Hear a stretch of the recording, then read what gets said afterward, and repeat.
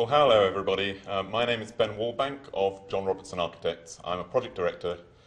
We are a company based in London, England, and Graphisoft have very kindly, I think, invited me here to talk to you all about how we as a practice use ArchiCAD, what we see as the opportunities, what we see as the huge change that's going to occur very shortly now in the industry, maybe depress you all a little bit, talk about what I see as the possible downsides to architects of missing the boat. So now let me tell you a little bit about our practice. It was founded in 1993. We have 2 directors, 4 project directors, of which I'm one, 7 associates. We're 50 strong. We are a highly commercial practice. We work on large commercial office buildings and large-scale housing schemes. And so we have a very demanding client set. We have to deliver our buildings in a timely manner. And John Robertson, who heads up the practice, has a real vision of where we're going in terms of the design, but also knows that we have got to deliver our clients buildings that are on time, within the budgets, and where the documentation is delivered on time. If we don't do that, we cost our clients money. So the methods by which we deliver are crucially important, and the way in which we do it is crucially important.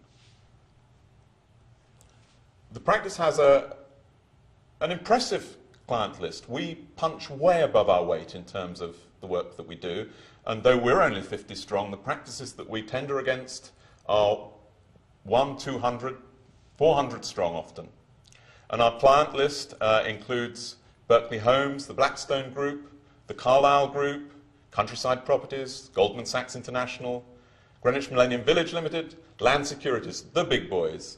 And these are not people who don't expect you to do the job properly. They expect you to deliver. If you don't deliver, you're not going to have them as clients anymore. So now I'll show you a couple of examples of the way that we use ArchiCAD at the early stages, and a couple of examples in a bit more detail of the way that we use ArchiCAD for production information. So at the early stages, here's an example of a little competition we did, a week-long competition, really done by one person with me looking over their shoulders. It's presented using Piranesi because of the softness of the image, and this is a competition that we've been told we've won for a small community centre in the East End of London. And here's another project. This is in Copenhagen. It's another competition that we did. It was about 2 weeks' worth of work with about 5 or 6 people working on it. And again, we were successful in this case. This is for the Carlyle Group, one of our most important clients, and we're really excited to be working with them in Copenhagen. The work was presented using Lightworks, straight from the ArchiCAD model. And a couple of these images are also produced using Piranesi to adjust the quality of the final image. We found that ArchiCAD was fantastic for being able quickly to produce a convincing model, convincing images, all done in-house. And now onto one of my babies. This is 16 to 18 Finsbury Circus, which is a Grade 2 listed historic Edwardian office building, which we are restoring and refurbishing a few of the key rooms internally, keeping the front facade and a couple of bays, and then behind that extending to about 50% of the building in a new build addition to that. This job is on site at the moment and will be completed in autumn 2007. During the working drawing process, we had to present our finishes to the client. And here are a couple of images of the new reception area, which is within the retained part of the building, as you can see. And the presentation was going really well until we got to the atrium. And we were presenting this work to the client, and the client said, but atriums are about bringing light into the building, and this is dark. The materials you're using are dark, and I want you to go away and rethink this. And so we did. Now, in the traditional process, this would be a disaster because we'd produced the finishes presentation with renderings, and we then had 2 weeks to represent this and to present alternatives. Well, this is one of the big advantages that you have doing it in ArchiCAD. Because you've got a model, you can change things very fast. So here are the images that we presented to the client 2 weeks later. So what have we done? We've just changed the wood slats at the top of the atrium to glass, and we've changed the wooden slats at the spandrels, which run around at each floor level, into a lighter wood. And here are the renderings that show that. You'll notice that this is elementally modeled. Whilst we're doing this, we're also doing the working drawing process. And again, this has huge advantages in terms of producing a good design. For example, the bottom image here is of the junction between the spandrel panel and where the glass recesses for the lift doors. When we first did this, we put the vertical fin where the glass recesses in line with all the other joints, and it just didn't look right. I don't think we would ever have picked that up with a 2D drafting. We were able to see it, change it very quickly, and change it back. Again, the material changes here very quickly. Just go into that library part, change the material. So it was a quick process. What would have been a disaster, we were able to rectify. Now, in fact, we didn't think that with the lighter materials the atrium worked, and this is what we ended up with. This is what's being built now. So we've changed completely to an anodized aluminium finish. Again, how could we do that so fast? Well, each one of the spandrel panels is a library part.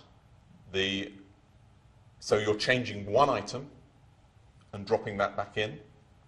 Again, with the head of the atrium, the panels there, able to change them much faster, make the changes in a much more timely manner than you would be able to under the traditional process. So, you've modeled the building, but can you use the model for production information?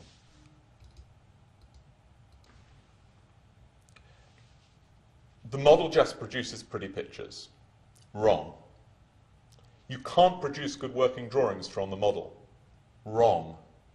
Contractors need 2D information. Well, that's partially right, but increasingly will become less so.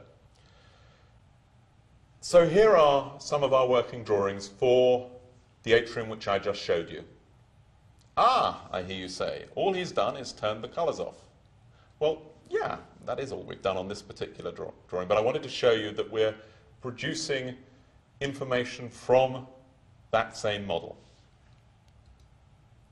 But here we are at the top of the atrium, and we've turned off a bunch of the layers now just to expose the engineer's steelwork. Now, that's a major point, actually, because the engineer on this project did not model in 3D. So we had to model the engineer's 2D information in 3D. And that's not right, because we're doubling up on work. So obviously one of the key things that we all need to address is getting the other consultants to also do their work in 3D. And I'll show you a little bit later some of the ways in which we're beginning to attempt to tackle that. But what are we showing here? We're showing what is the primary steelwork by the main steelwork subcontractor and which are the secondary bits of steelwork by the cleaning cradle manufacturer. We've got dimensions on this drawing. It's easy for them to really understand what they're looking at, much easier than it would be with 2D information. And here we are again, the same area of the model, the other layers turned on, again showing the relationship of the external rail of the cradle to the cladding and the rest of the roof. But we produce 2D information as well, but it's from the model.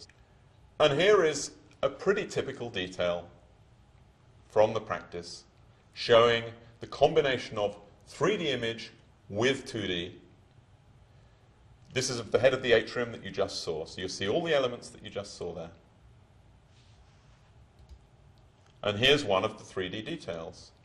You've got the 2D information alongside the 3D image. This is showing the way that the wire to supply the electricity to the lights for the atrium comes out from the cladding to the roof structure. And we can also do a little piece of construction modeling to discuss with the main contractor how it is that you might put the building together. Here are some images showing a traditional construction for the mansard roof, and we also did one for a more panelized modern construction. And of course, last but not least, you can produce your door schedule from the model. So the pain of getting some poor chap to sit down and get all of the 500 doors on the project right, this is actually one AO sheet of, I think it was two and a half, is to at least to a certain extent taken out, because again, you know, if the right door is in the model, you're going to get the right size out into your schedule, and this is taken out into an Excel spreadsheet. So at John Robertson Architects, we're now trying to get into offering a combined service. So we've, after some time, managed to get on board with us a structural engineer and a services engineer to take this out into the marketplace. And to assess whether we could really make this work, we did what we thought would be a really simple little exercise. We took a typical bay of an office building, modeled it on 3 stories and half a core. And we did this because we thought it was about as simple as you could get, and of course there wouldn't be any, we'd analyse whether we could put the model together, but there wouldn't be any problems with, you know, lacking in coordination because it was so simple. Well, the real surprise was we handed our engineer some 2D information, standard 2D information, and this is what happened. You can see that we have bits of bracing running through the basins, the Rothschild basins. We have no holes where the risers are. We've got beams which are deeper than the ceilings that we wanted. And the eye-opener for us was that, you know, if this can happen on such a small scale, then what on earth is the potential for something like this being missed or lost within a large-scale project? So again, it's trying to limit the bloopers. And here's our M&E engineer's model. There are, you know, this isn't a seamless process yet. We're not quite up to the stage of using IFC. We're just beginning to investigate that now. And when we brought the services engineer's model into ArchiCAD, this is what we saw. But we have now managed to get it pretty good. So how can a firm successfully incorporate building information modeling into their practice, and what are the steps from 2D to 3D? Well, I guess the first thing I'd say is that it's no good putting it in a little corner and carrying on 2D modeling. If you do that, the transition will never be made, because it'll just be a couple of guys who are modeling, and the whole advantage is that you're producing the production information from the model. So, you know, go for it. If you're a big firm, maybe just introduce it on a team-by-team basis. So you can test it. You can test whether it's making you more money. I think it will. The other thing, of course, is that you need really good staff. So training is vitally important. Get the staff trained well, and I would say employ a couple of really good modelers into your teams to show the other people what can be done. At John Robertson Architects, we're really lucky. The quality of some of the guys modeling work is exceptional, and I think that's a key thing. And of course, it's really important that at the head of the company you have somebody with the vision to see that this is where the industry is going. And at John Robertson Architects, we're lucky. We've got somebody who can see that this is what's going to happen, and so is supportive of the change. Well, I hope that's given you all a picture of how we do things.